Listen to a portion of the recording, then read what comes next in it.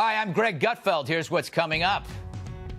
In the wake of the San Bernardino attacks, is our Attorney General more concerned with fighting Islamophobia than fighting Islamic terror? And how many idiotic things did the media say following the murders? Do you have an hour? And later, did a bunch of journalists make a mistake rushing into the killer's apartment with cameras rolling? We'll talk to a guy who was there with a screwdriver that everyone thought was a popsicle. Well, that was a week. Let's get started, America.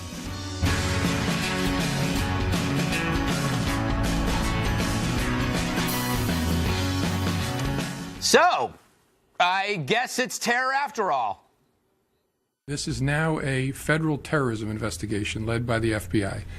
And the reason for that is that the investigation so far has developed indications of radicalization by the killers and of potential inspiration by foreign terrorist organizations.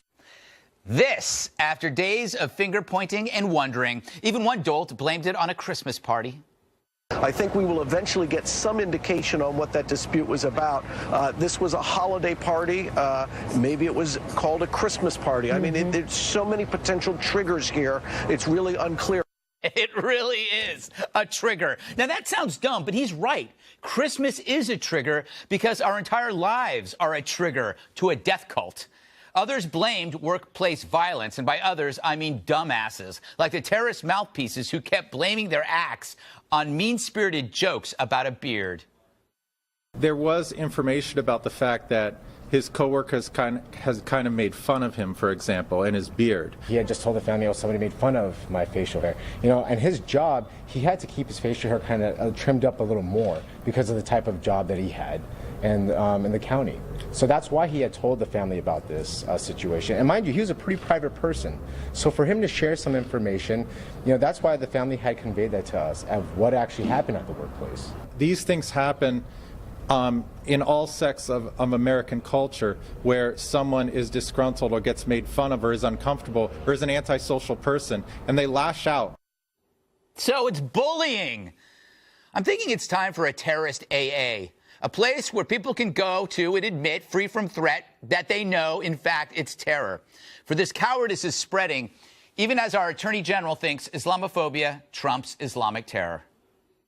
Obviously, this is a country that is based on free speech. But when it edges towards violence, when we see the potential for someone lifting that mantle of anti-Muslim rhetoric, or, as we saw after 9/11, violence directed at individuals who may not even be Muslims but may be perceived to be Muslims, and they will suffer just as well, just as much.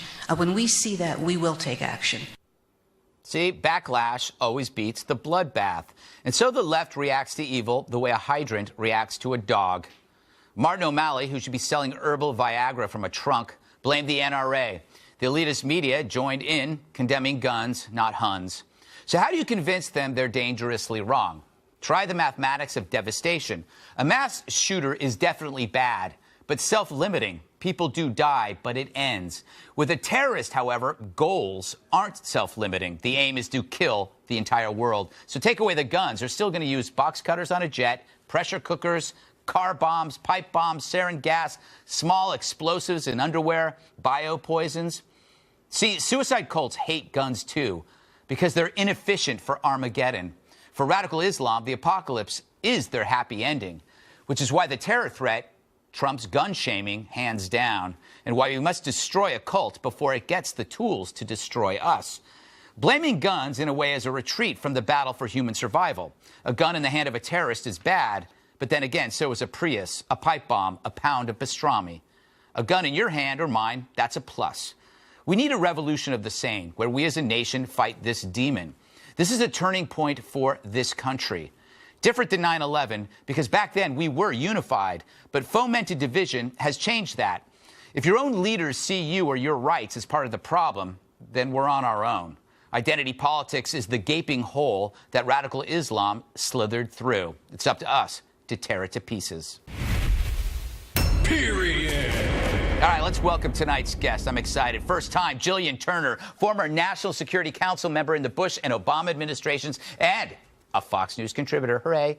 And of course, Kennedy, host of Kennedy, named after Kennedy. Weeknights on the Fox Business Network. If you don't have it, you know what to do. Gavin McInnes, host of The Gavin McInnes Show on AnthonyCumia.com. Joanne Nosinski, sober this time, thank God. And Katherine Timpf, way over there in the corner from National Review. All right, Jillian, I'm going to go to you first. We're now in this situation where we're saying, okay, gun ownership or terrorism. Like, one of them is the problem. Why is that the problem? Isn't that the problem, making it into two issues? They're both problems. And I think that, you know, normal people can have a discussion about this where it doesn't become this sort of polarizing political issue. We've got, in Jillian Turner's world, right, we've got terrorism, big picture, global issue, maybe an existential issue, if you really want to say that, right? I agree. Gun control is more of a tactical issue. Here in the United States, I think we can do a better job, certainly, of keeping guns out of the hands of crazy people, of wannabe potential terrorists. I think we can keep guns out of the hands of people who are, say, on the terror watch list. Yeah, this guy wasn't on it, was he? No, but a lot of people are, and they cannot board a flight on an American airline today, but they can stroll into a store anywhere in this country and purchase a firearm. No, if you're on the no-fly zone, you're not getting a gun. Obama was wrong when he said that. No, he was not wrong. Well, it's reality. No, I think not that reality. you can. It's really hard to get a gun, and if you're on a no-fly zone, I'm a Canadian. I can't go into a store in the most gun-free zones. I mean, sorry, the most gun-friendly zones in the country. I can't get a gun. It has to go through all kinds of crap because I only have a green card. But isn't this the problem, though, Kennedy? Is that for some reason we're talking about guns. This is an act of terror, but what the president has effectively done is shifted the debate away from radical Islam because he doesn't want to talk about it. And you could see the left straining with glee to pin this on a conservative nutbird who was targeting Planned Parenthood, which was close by. And that was a narrative. It's so incredibly insensitive. But the thing about gun ownership, and for me, you know, it's not necessarily existential or tactical. For me, it's philosophical. Because whoever has the guns in whatever country, whatever style of government, whoever has the guns has the power. In the excuse me, I get choked up. Not really a spit bubble. In the United States, when people are armed, when citizens are armed, they're the ones who have the power, and that's what separates us from other countries. And when good people have guns and when we can defend ourselves, that is the most powerful force on the planet Earth. And, you know, when the left disarms good people, then terrorists are attracted like a magnet to a country that many on the left want to create an entire gun-free zone of. You know, Joanne, that's the point, really. It's like they're looking for soft targets, and if you're in a soft target, and by the way, the left makes fun of this, too. Oh, they want every place to have a gun. Well, maybe that's where we are in this world. Well, yes. Okay, so since the 90s, gun ownership has risen. Gun violence has actually gone down, except in areas where it's a gun-free zone. And that's where you're seeing these mass shootings in schools, places of work, churches, movie theaters. If you want to have the gun control debate, you need to consider all of these factors, especially California, being a state with some of the strictest gun control laws. If you want that to be the model for the rest of the country, terrorists like these two are still going to find a way to get their weapons. And it's not about guns. What about bombs? I mean, we're not even talking about that because anything, the guns were really just an element to create the terror, which, you know, they don't have an incredibly high body count compared to Paris, compared to 9/11, but it strikes fear into people, and that's what makes it effective. And in that way, guns were really secondary in this story. I don't like that argument. Because I'm so sick of this elephant in the room. It's called Muslims. It's called Islam. It's called the Quran. The Quran clearly states, smite ye above their necks, but we turn ourselves into a pretzel to say it was the food, it was his beard, it was a Christmas thing. They are out to get us, convert or die. And you talked about a Prius in your opening monologue. What did they do in Glasgow? They got in their car, filled it full of explosives, and drove it into the Glasgow airport. There's no guns for miles there, and they still attacked us. I think America is so petrified of being racist that, and then rightfully so, they don't want to go backwards, but they're so determined, they're so Islamophobic that they end up taking in a backwards backwards culture because they prefer it to going backwards. All right, let me bring Kat into this. Did we just had Gavin here basically say it's a Muslim problem? It's more of I would say, a radical Islam issue. Tomato. Why are we so afraid to label it that it's radical Islam? Well, all of our leaders are not taking that route. Most of them are. Obama is even still saying we're still searching for their full motives, or we're still working on finding the full picture of why they did what they did. Are you kidding me? It could not be more obvious. If you're still working, give me a call. Give anyone with the brain and the decency to be open and honest and tell the truth when it's this obvious and it's this important.